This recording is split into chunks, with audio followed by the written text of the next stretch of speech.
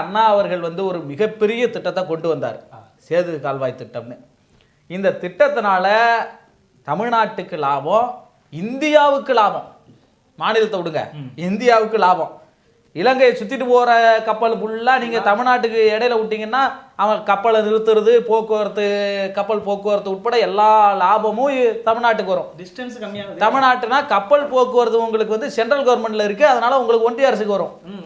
ஆனா அப்போ ஒன்றிய அரசு காங்கிரஸுங்க இவன் என்ன செஞ்சுட்டான், பிஜேபி காரெல்லாம் சேர்ந்து கலைஞர் அவர்கள் ஆட்சி காலத்துல நான் வர விட மாட்டேன் ராமர் பாலம் கட்டினாருன்னு கிளப்பி விட்டுட்டான்.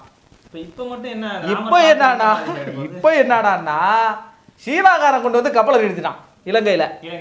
இவன் என்ன சொல்லிட்டான், நாம தானே சொன்னோம் ராமர் கட்டினாருன்னு, பிஜேபி நாம தானே சொன்னோம் ராமர் கட்டினாருன்னு.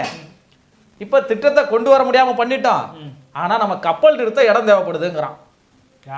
பிஜேபி காரருக்கு என்ன செய்யுதுன்னு தெரியலீங்க. ராமர் பாலம் இருக்கு, அவன் அதுதான் நினைக்கிறான், என்னடா நமக்கு முன்னாடி இருந்தவன்லாம் நம்மெல்லாம் சேர்ந்து இடையில ராமர் பாலம் இருக்கு, அங்க கட்டுனாரு, இங்க மண்ணு திட்டு தெரியுது, பாலம் தெரியுதுன்னு எல்லாத்தையும் கிளப்பி விட்டோம். கலைஞர் கொண்டு வந்த திட்டங்கிறதுனாலே இதை நம்ம எதிர்த்தோம், அண்ணா கொண்டு வந்த திட்டங்கிறதுனாலே நம்ம இதை எதிர்த்தோம். ஆனா இன்னைக்கு சீனாகாரன் கொண்டு இலங்கையில கப்பலை நிறுத்திட்டான், இலங்கையில இன்னைக்கு குத்தகை எடுத்து சீனாகாரன் ஆட்சி செய்யறான். ஆனா நமக்கு கப்பல் நிறுத்த இடம் இல்லையே, பிசாம கம்முன்னு இருந்திருக்கிறான் போல இருக்குன்னு மோடி அரசாங்கம் இன்னைக்கு நினைக்கிறான். பிஜேபியில இருக்கிறவன் ஏன் அன்னைக்கு நினைக்கல, அதுதான் நான் சொல்றேன். ஏன்னா இது அண்ணா கொண்டு வந்தது, முன்னுக்கு பின்னு முரணாவே இருக்குது. பாஜக என்னைக்கு நேர்கோட்டில் போயிருக்கான், அவன் முன்னுக்கு பின்னு முரலாம் தானே இருப்பான். அந்த அளவுக்கு இவங்களுக்கு கலைஞர்னா பிடிக்காது, கலைஞர் ஆட்சின்னா பிடிக்காது.